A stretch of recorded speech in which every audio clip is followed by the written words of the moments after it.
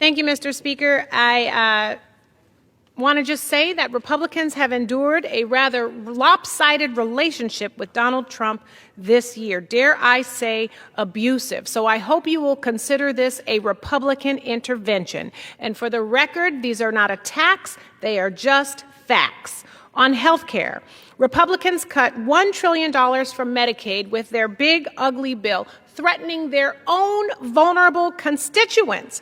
When 3/4 of Medicaid enrollees are in red states and rural hospitals across this country are struggling to stay open.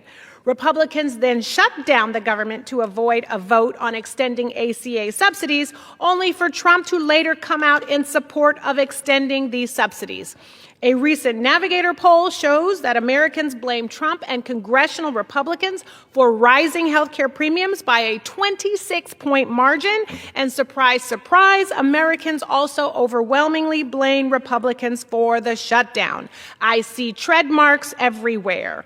Redistricting. The drama started when Trump called Greg Abbott and demanded 5 more Republican seats in Texas, triggering California's redistricting effort that could cost California Republicans 5 seats. It is funny how my Republican colleagues remain silent when Texas, Ohio, Missouri, and North Carolina gerrymander, but throw a tantrum when California punches back.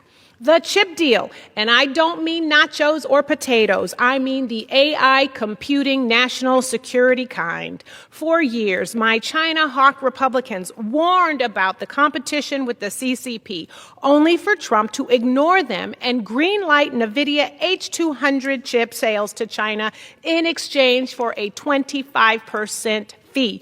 What happened to tough on China, y'all?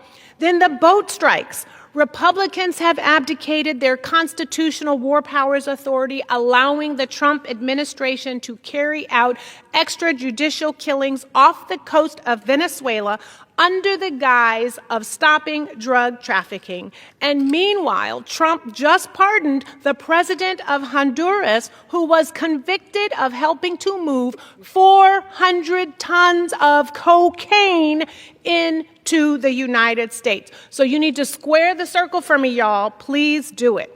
Now, the deficit. Republicans who call themselves fiscal hawks stayed true to President Trump and got rewarded with a $2 trillion added to the national debt, bringing us to a whopping $38 trillion. So how many zeros is in that number? Far too many for Americans to afford.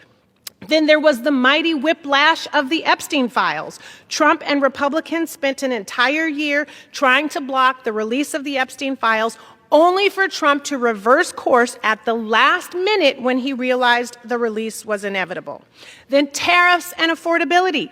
For a full year, Republicans said nothing while Trump rolled out illegal, arbitrary, chaotic tariffs that raised prices across the board. And in just 8 months of Trump 2.0, the average American household spends $700 more on basic necessities.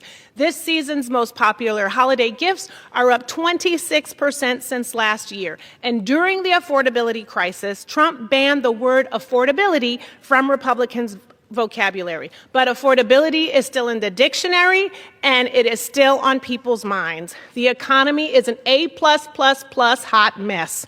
And lastly, farmers. Earlier this year, Republicans watched quietly as Trump destroyed USAID, an agency that bought crops from American farmers, many of whom backed Trump and the Republicans in 24.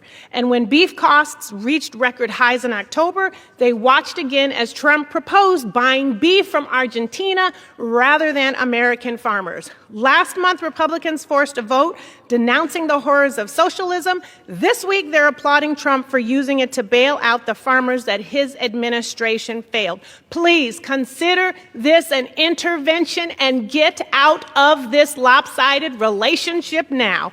And with that, Mr. Speaker, I yield back.